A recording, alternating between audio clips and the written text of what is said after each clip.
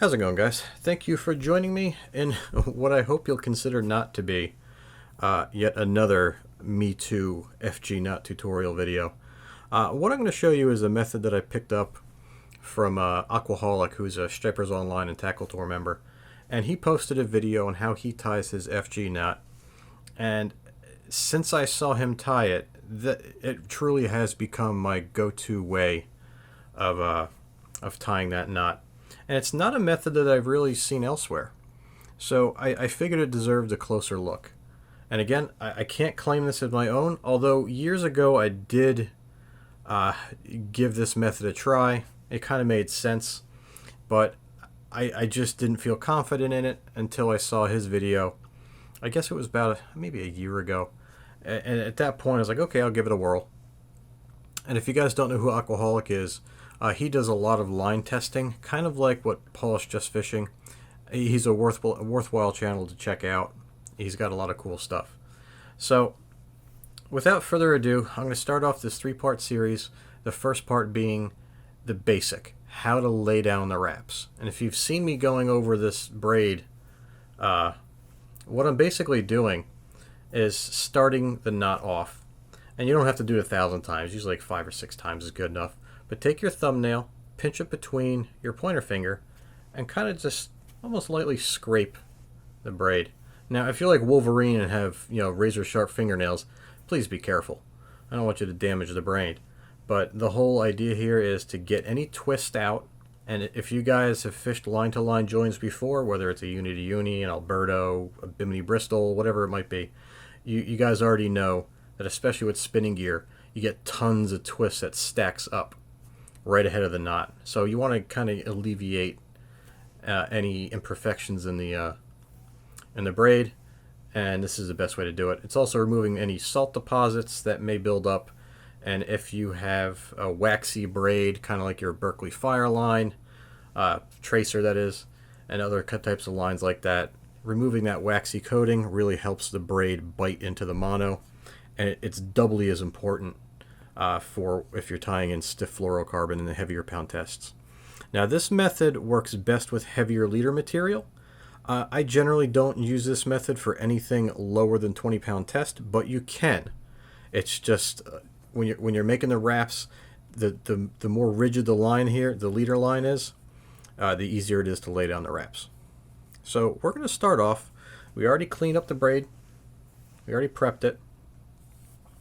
And just to give you a little roadmap to explain what you're looking at, the white side here is, pretend that's going to the rod tip.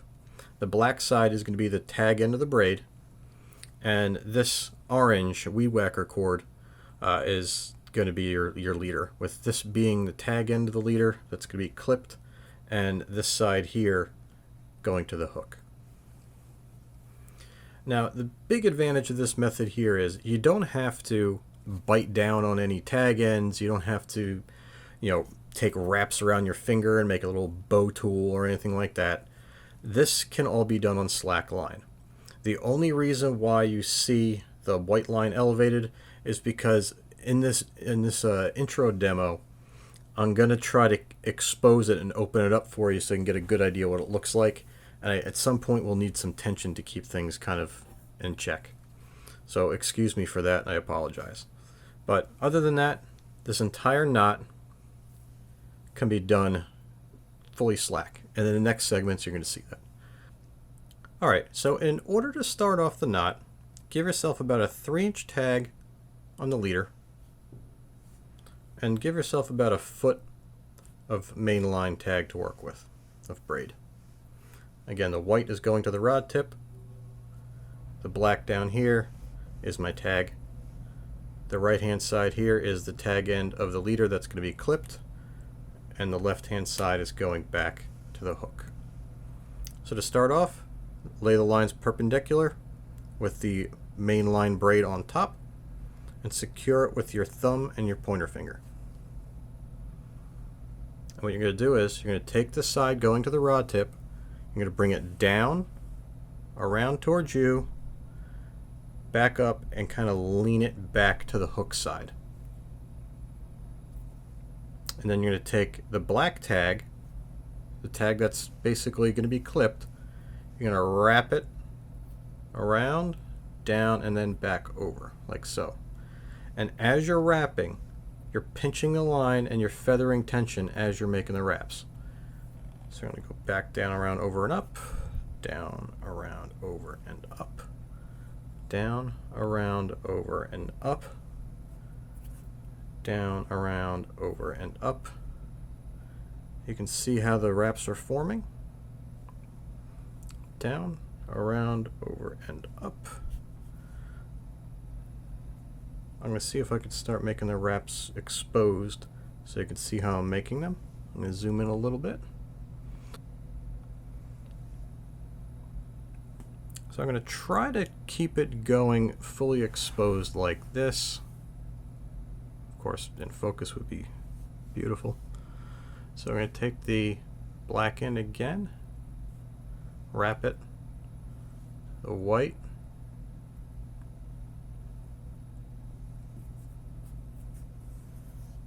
the black end,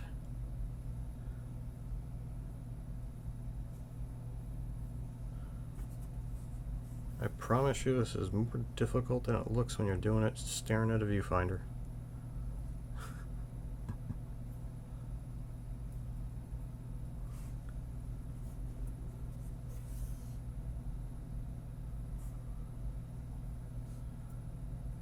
Oh, almost got out of frame on that one. So do you get the idea? And when you're stacking the wraps, again, you want to make sure it's, see the black tag here, how I'm moving it back and forth? You want to keep it kind of leaning back towards the existing wraps. So when you pinch it, it stays.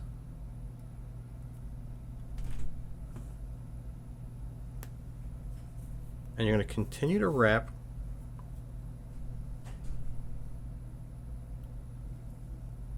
all the way until you reach 20 or more.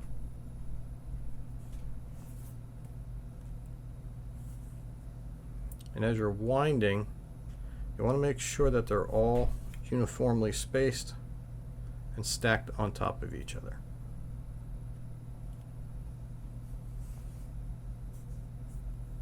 Now, since I'm staring at a viewfinder, I honestly haven't counted.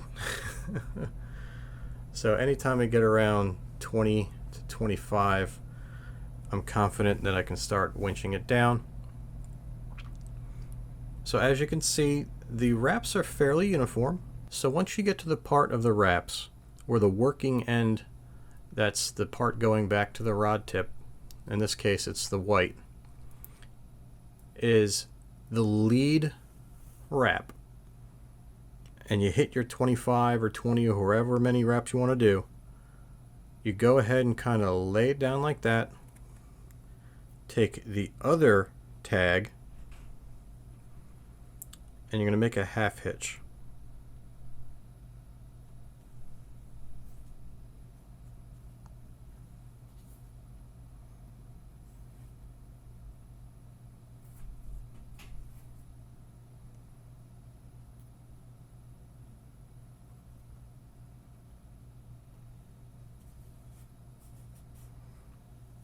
Alright, so we got one half hitch down. I'm going to go ahead and make a second. And just to show you kind of what it looks like, for those of you that aren't familiar with how to lock down a knot and secure it, I'm going to do a third one. Generally only you do one or two. The half hitches are only there to keep the wraps from basically unraveling as you're cinching the knot down, and to provide more or less a ramp or a cushion to the tag end. So right now we have those half hitches to lock the wraps in place. We're going to inspect them to make sure that they're uniform. If they're not, we're going to go ahead and start from scratch. We're not going to, if it's not uniform, we're not going to cinch it down, because what's going to happen, the wraps down here aren't going to get tight. So right now to me, that's good. So this stage of the knot is now complete.